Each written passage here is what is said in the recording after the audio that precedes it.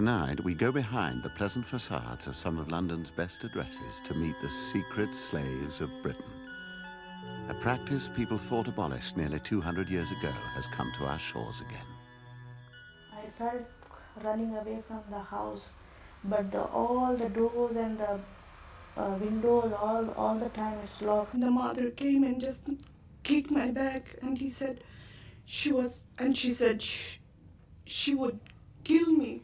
He pushed me up, he strangled me, and then he pulled me down in the floor until I lay down.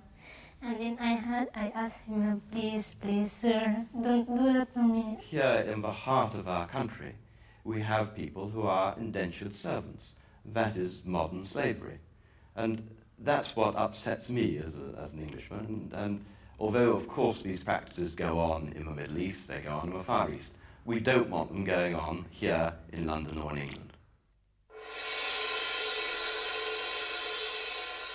This jury's award reflects the outrage which this jury felt and which any decent person would feel at the treatment and the admitted treatment of my client.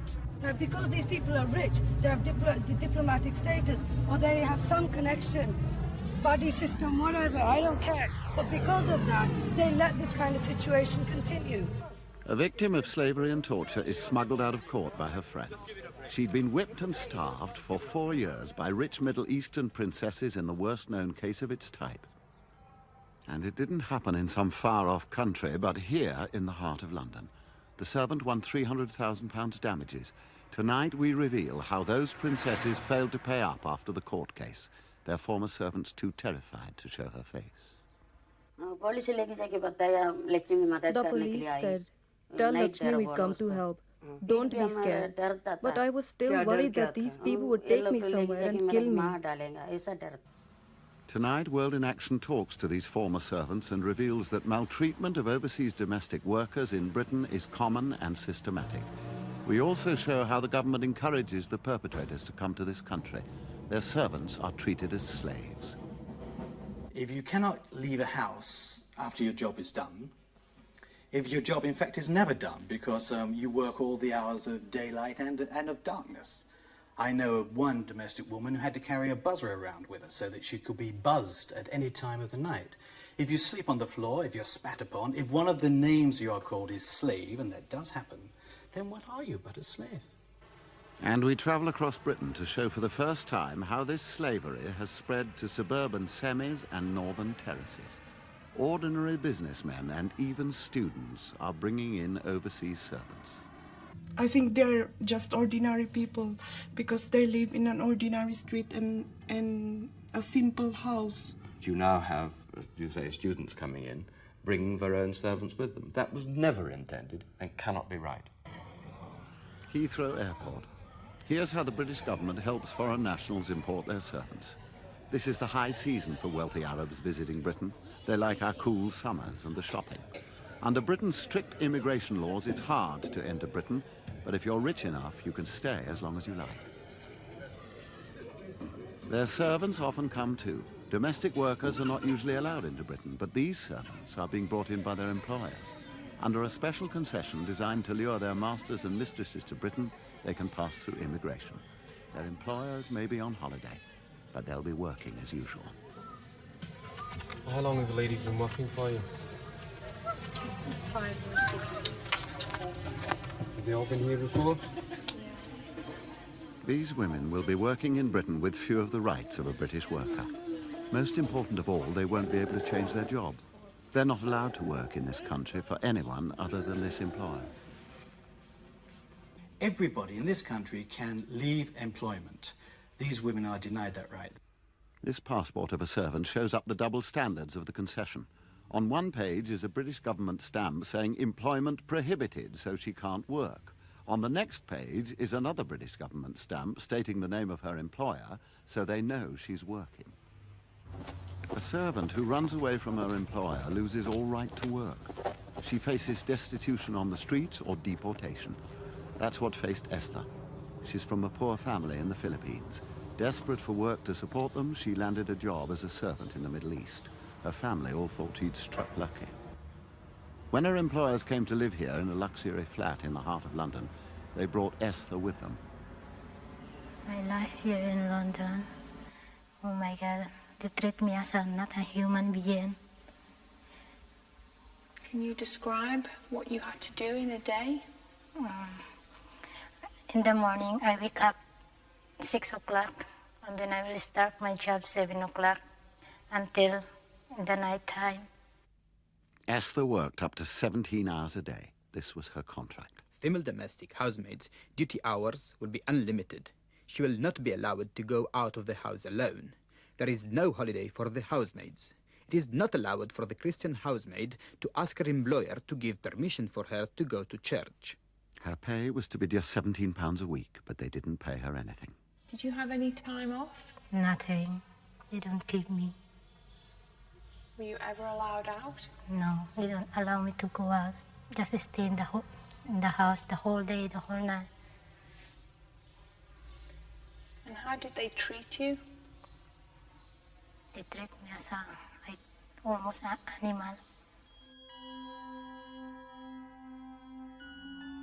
Trapped in the flat, Esther was at her employer's mercy. One day, he suspected she'd tried to phone outside, perhaps for help. Slapped my face in 4 times until my mouth is bleeding, and then after that, he pushed me up, he strangled me, and then he pulled me down in the floor until I lay down. And then I asked him, please, sir, don't do that for me. I never used the telephone. How could I use the telephone? I don't know the people here in London. I don't see London because you don't let me to go out since we came here in London. And then I prayed, please help me, Lord. I want to go out this family. I don't want to work with them anymore. Please save my life. Esther fled the flat, running half-dressed into the street. A sympathetic taxi driver was passing and took her to safety. When she ran away, she lost her right to work. Now she's had to find some poorly paid illicit work, making just enough to keep going. Her family write to her from the Philippines, pleading for money. They can't understand why their daughter in the rich West says she's poor too. Meanwhile, lawyers attempt to take action against her former employer. Taking their employers' children for walks is often the only chance servants get to go out. They're frequently instructed not to talk to anyone.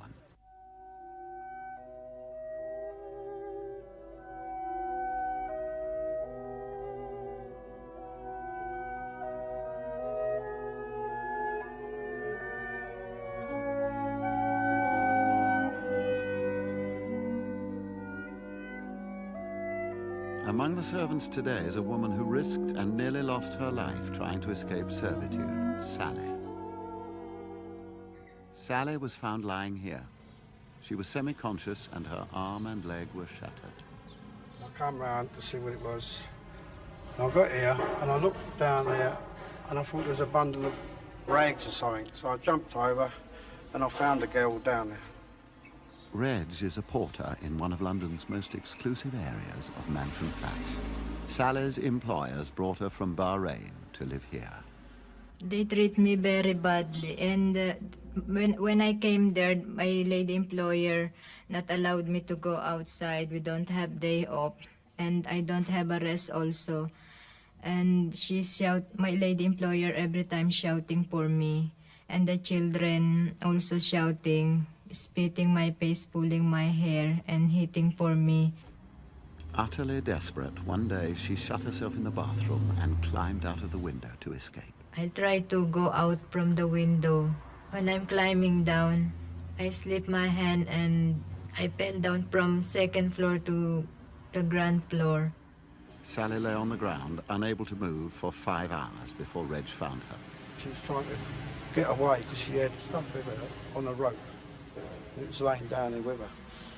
And she'd fallen in trying to get out? That's right. What state was she in? Could you tell? Oh, she was in a terrible state. Sally spent 2 months in hospital and will never recover fully. But she has her freedom, and a devout Catholic, she can once again practice her religion. My employer didn't allow me to go to the church even one time. She too must work illicitly and lives in fear.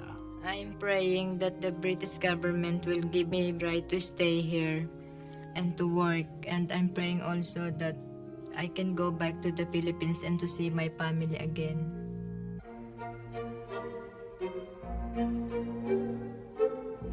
Rich overseas employers join the most fashionable London sets and live at the best addresses. They become very upset when their servants run off. Employers often complain to the police and members of parliament. I had a Chinese woman ring up the other day and said she wanted me to return her servant to her. Well, I said that was complete nonsense, and quite rightly so. A penthouse flat in Pall Mall. Several servants here have run away. The case of one shows up a different problem, when the employer keeps a servant's passport after he's left. Prakash Mehta has brought in several servants from India using the immigration concession. Daniel, as he's asked to be called, was one. He claims Mr. Mehta approached him in India, offering him a well-paid job in a London casino. He says he ended up working long hours as a servant in Mr. Mehta's penthouse. At home, I used to work from 6 in the morning until 3:30 the next morning. He would say he was not going to eat at home, and he would come in at 10:30 or 11 at night and ask me to cook for him. He'd bring 2 or 3 girlfriends with him, ask me to serve them, and give them whatever they wanted. Throughout the night, they would keep calling me. But then if I did not get up at 6 in the morning, they would ring the bell for me. Miserable, Daniel became yet another of Mr. Mehta's servants to run away. Mr. Mehta has brought in replacements for them from India. Lawyers have been trying to get Daniel's passport from Mr. Mehta for a year. We've been trying to get the passport. I can't understand the logic of not giving a man his passport. A passport is the key to a person's independence. Like many employers, Mr. Mehta has kept Daniel's passport, so he's still got control over his life. This is unlawful. Yes. In reply to one request for the passport, Mr. Mehta wrote, "You are free to inform the police of my illegal act, as I refuse to comply with your request." So I'm ringing now to tell you that I'm recording this interview with you. We rang Mr. Mehta just before his staff said he was off to India to put Daniel's allegations to him. He threatened legal action. One little guy, if he is going to accuse me, and I have, my solicitors have lots of ammunition, and they will fire it when the time comes. Mr. Mehta denied Daniel was ill-treated, underpaid, or overworked. He said all Daniel's claims were unsubstantiated, but other former servants supported Daniel's story to World in Action. Thousands of overseas servants in Britain had run away from their employers. At the Commission for Filipino Migrant Workers, a campaign's been set up to amend the law so workers can change employers. It's called Kalain, which means freedom. We've started to document this systematically in 1988, and since that time we have documented 1,000 case studies of quite systematic abuse. And we would think that this abuse is the norm rather than the exception, and based simply on knowledge that each of these workers that we have interviewed knows 1 or 2 others who are in like conditions, we would say there are at least 3,000 mainly women, subjected to conditions of slavery in this country. Where's the original? The original passport? It's with my employers. With your employers? Okay. Campaign lawyers are dealing with up to 80 new cases a month. They're trying to take action against bad employers, but they find it nearly impossible. Even the worst-known case with police as witnesses took 7 years to be resolved. Both the sisters used to get together and hit me with sticks, wires, their bare hands and sandals. Here, Lakshmi Swami was tortured for years by 2 Kuwaiti princesses. She was starved, beaten senseless, strangled with flex, and had her teeth torn out. I used to get up at 5 in the morning and work until 8 at night, but I couldn't go off then. I had to wait up for them until late if they went out in the evening. At night when they came back, I had to massage them with oil and put them to bed. If they felt like it, they would let me eat.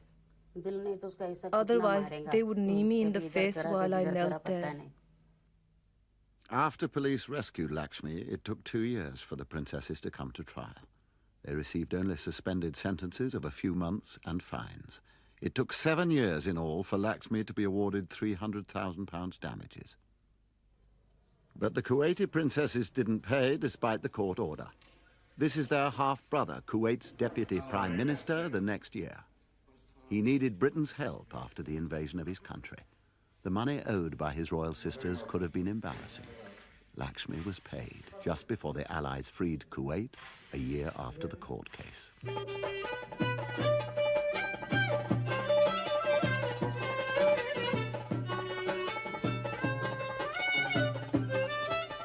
The government says if foreign nationals can't bring their servants to Britain, they might sack them.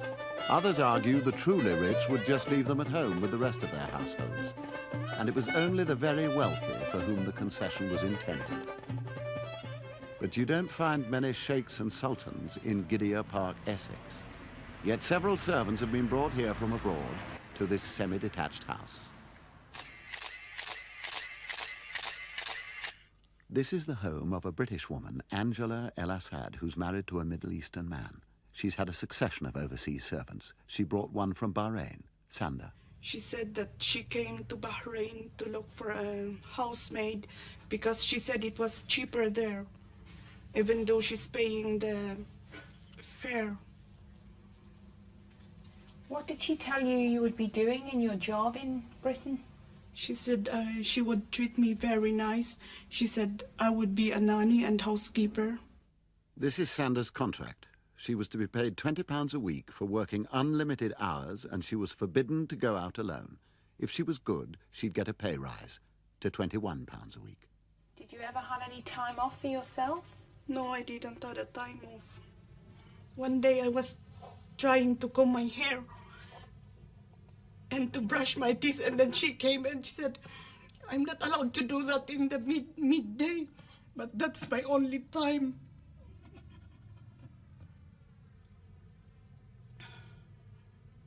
Did she ever allow you a day off? No, she didn't. Were you allowed to go out of the house on your own? No, I wasn't allowed. One day I was trying to post my letter, and then the husband came. The husband followed me, and he was shouting me in the street. Some of the goings-on at the house surprised people in Gidea Park. A man decorating the house was struck by Sanda's fear of her employer's husband. All the time she was just a nervous wreck, absolutely frightened, like frightened to death of him. How did you feel about what you saw? I am soft-hearted, you know, I've got a soft sort of nature, and I just felt really, really sorry for the girl. John sometimes found Sanda in great distress. In one instance, she was locked in her room for the night after a terrible quarrel with her mistress. She was kicking up my bag, and then the husband came and pulled her off from me. And the husband took me upstairs and locked me till the following day. I sort of tried to calm her down, and you just couldn't. I said, well, if you've got to get away, there's nothing more you can do. You've got to go. And she didn't have any money, so I gave her some money for a train fare, and I ran her to the station, and that was it. Sanda boarded a train for London. She hoped to make contact with other Filipinas there. But when she arrived in London, she couldn't understand the underground system. She spent 8 hours travelling round in a circle. I felt I was so alone that I didn't know what to do. I didn't even know where I was going. This is the fate of the many overseas servants who flee their employers. The vast majority are women. They usually have no money. They know nobody in London. They may not even speak English. Sometimes their only option is to go up to a stranger and ask for help. Ironically, for a government with some of the tightest immigration controls in the world, which is trying to increase those controls, this concession has led to thousands of immigrants ending up as overstayers like Sanda.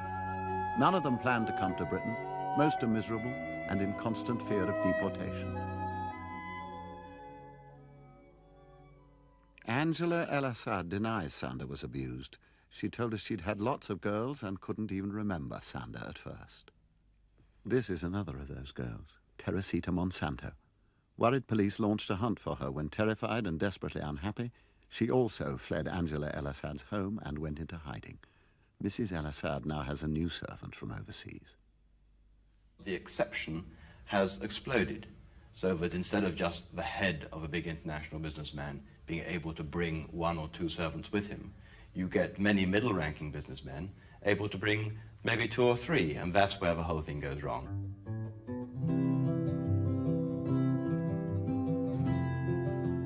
This must be the most unlikely setting possible for modern-day slavery, the terraces of Pelor near Gateshead.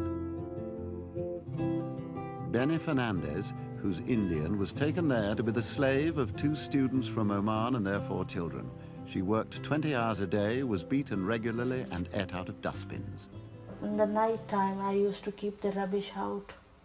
Our landlady used to keep the food out for dogs or something like that. I don't know for whom. I can find some food from there and I used to eat it.